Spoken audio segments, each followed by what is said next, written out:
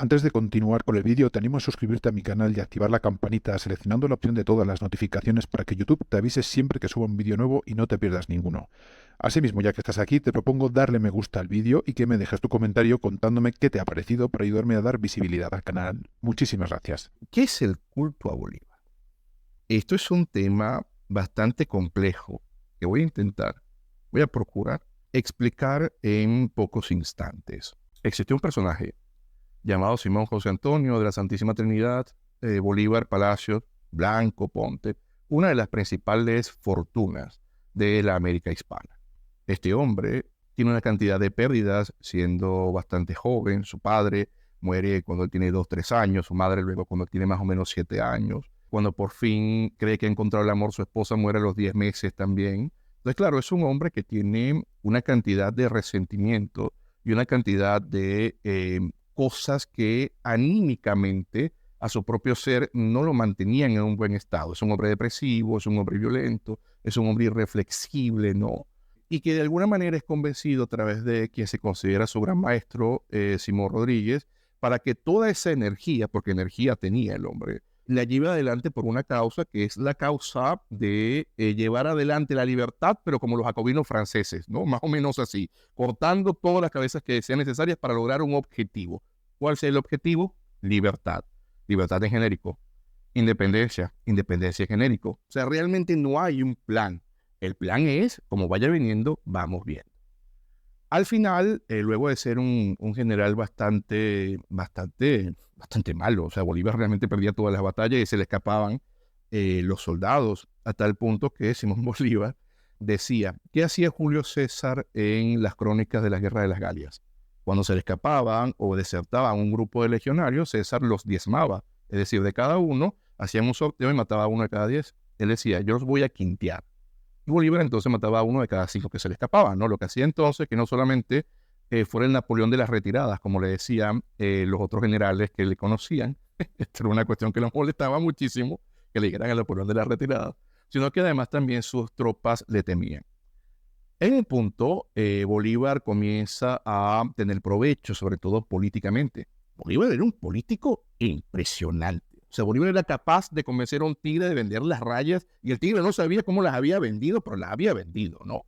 Esto no lo tenían los otros hombres de armas que luchaban con Bolívar. Y eso hace entonces que él, a pesar de que no es el mejor general, a pesar de que militarmente tiene bastantes carencias, pues de pronto llega a ser el máximo jefe, ¿no? Cuando él intenta de algún modo consolidar esta política y crear lo que él llama la República de Colombia, ¿no? Que luego la historiografía ha llamado la Gran Colombia para separarla de lo que hoy en día es Colombia, pasa algo muy interesante. Él se da cuenta que los británicos no están jugando a su favor, que los británicos no quieren que nazca ninguna república fuerte. Al contrario, mientras más fragmentadas, mejor para ellos. Y eso hace que Bolívar comienza a tener grandes inconvenientes con los británicos que siguen financiando absolutamente a todos los países de Hispanoamérica para que luchen entre ellos. Entonces, incluso una guerra entre la República de Colombia recién nacida y Perú la vamos a tener, ¿no? O sea, esto es una cosa que hace que todos estos personajes se den cuenta de quién es el que está moviendo los hilos y quién es el que está ocasionando todo, ¿no?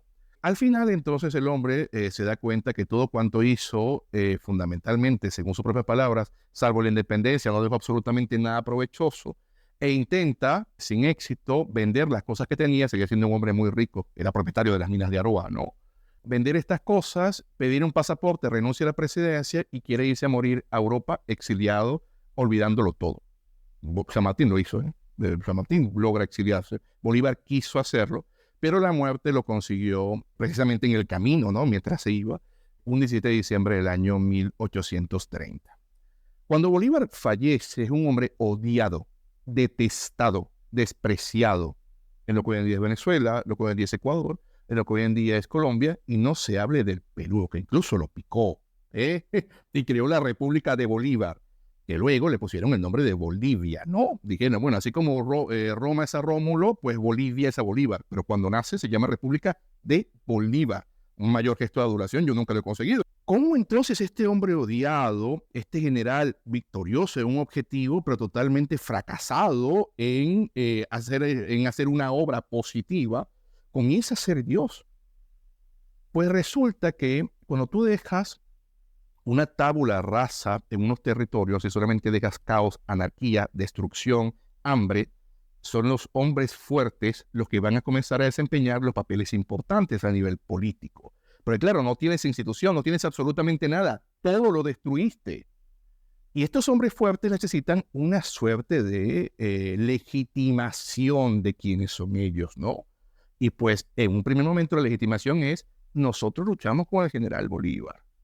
Y Bolívar ya deja de ser ese general roñoso, malvado, destructor, sino que, bueno, es el padre de la patria. Lo que sea la patria que sea, pero bueno, es el padre, ¿no? Porque luchamos hace años en contra de esos malvados españoles, que ya comienzan a ser los españoles la quinta esencia de la maldad, y se separan entonces hispanoamericanos y españoles. Bueno, ese Bolívar entonces, de carne y hueso, se difumina. La figura histórica se acaba y se crea una suerte de espectro que sirve para justificar absolutamente todo lo que quieres hacer de un modo político. Y ese espectro, claro, comienza a ser dictado en la educación básica, comienza a repetirse a la gente que ese es el padre de la patria, que fue muy bueno, que hizo cosas buenas, y es otro personaje. Cuando tú lees al Bolívar que explican en la educación básica, no tiene nada que ver con el hombre histórico. Que, vamos, no tiene absolutamente ningún sentido. Este es un dios. Este es un hombre que, de hecho, nosotros en Venezuela, cuando pasamos frente a la Plaza Bolívar, nos decían que nos persignáramos delante de él, como si fuera Jesucristo. Yo lo recuerdo de chico, nos lo decían. A nosotros en la escuela básica, en Venezuela, nos hacían aprendernos para poder aprobar los exámenes el decreto de guerra a muerte. ¿Cómo te hacen aprender eso, no? Y nunca lo voy a olvidar. La frase que nos hacen aprendernos, que es esa: españoles y canarios, contad con la muerte, aun cuando seáis indiferentes, si no obráis activamente en favor de la causa de la emancipación americana. O sea, el tipo te está diciendo que va a matarte, aunque seas inocente, si no apoyas su voluntad política. Y eso es algo positivo. Te lo hacen entender como algo bueno, ¿no? Y por supuesto, esa figura del Dios, con todos los honores que le dan, con todas las cosas que dicen usualmente, hacen entonces que las personas en los países de Hispanoamérica que tienen gran vinculación con Simón Bolívar, consideren que Bolívar es una de las pocas cosas buenas que tienen. Pero no el hombre histórico, el Dios que les criaron. Porque por supuesto es un Dios que tiene respuestas para todas las cosas, es un Dios positivo, es un Dios benévolo. Y como Bolívar habló tanto, escribió tanto, hizo tantas cartas, tantos discursos, en los cuales se contradecía en cuestión de días. A veces decía una cosa y después decía diametralmente la opuesta. Eso es lo que yo decía hace poco. Bolívar cambiaba de opinión también, ¿no? Vamos, él no es que mentía, es que cambiaba de opinión, pero lo hacía con una cara dura que vaya, ¿no? Nos sorprende, nos hace recordar a personajes mucho más cercanos en el tiempo. Pero esta figura de Simón Bolívar, que no miente, sino que cambia de opinión, tiene entonces una frase para cada cosa. Entonces, en la vida educativa, te decían a ti, vamos para que estudies y te formes. ¿Y por qué me tengo que formar? Porque Bolívar dijo, moral y luces son nuestras primeras necesidades. Claro, luego no te cuentan, no te dicen, cuando Simón Bolívar expresaba que, ¿qué se creen estos abogados pretendiendo crear esta República de Colombia? El ejército de Colombia son sus militares, el pueblo, o sea, viene a través de sus militares, es un hombre muy militarista. Pero en los grandes discursos a la gente le dice que lo importante es la educación, el pueblo, los militares es sobre todo la norma, para los militares le dice otra cosa. Entonces, vaya, ¿no? Esta figura te tiene una respuesta para cada cosa. Este Dios que te han creado, mitificado, hace que entonces las personas consideren que el culto está allí. Y cuando tú les tocas al personaje del culto, cuando tú de alguna manera les dices algo del personaje histórico en el personaje mítico, pues entonces tú eres un enemigo.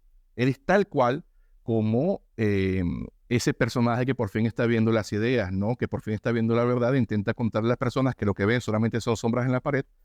Y bueno, lamentablemente la gente se pone violenta. Entonces, ¿cuál es la solución para acabar con el culto a Bolívar? Es un proceso complejo, porque el culto a Bolívar ha sido usado por grupos de derecha y por grupos de izquierda, por cualquier grupo que intenta cimentar el poder.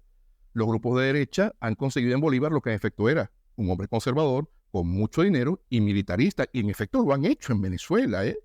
Pero entonces los grupos de izquierda han conseguido que Bolívar era revolucionario, antiimperialista porque se peleó con los norteamericanos, entonces revolucionario, antiimperialista, y se inventan el resto de cosas para sacarlo de quien era realmente.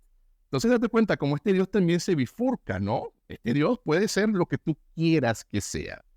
¿Cómo se soluciona eso? Pues puede sonar un poco inocente la respuesta, pero yo diría que a través de lo que decía el gran intelectual venezolano don Cecilio Acosta en el siglo XIX. Él decía, la educación debe ser como una luz, ¿no? Debe ser como esta energía que no se concentra, sino que se difunde.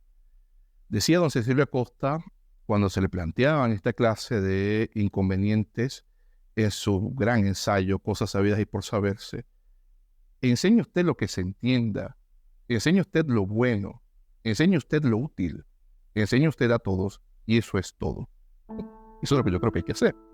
Yo te he puesto que si Cecilio Acosta estuviera en esta época, tendría un TikTok y también estaría grabando videos intentando que la gente entendiera realmente qué es lo que nos está pasando y cómo superar. Gracias a mis mecenas de Patreon por hacer posible que este proyecto siga adelante. Sin su apoyo no podría continuar creando contenido. Si tú también quieres formar parte de esta comunidad y ayudar a mantener el proyecto, el enlace a mi Patreon está en la descripción del vídeo. Únete a nosotros y ayúdame a seguir creando. Muchísimas gracias.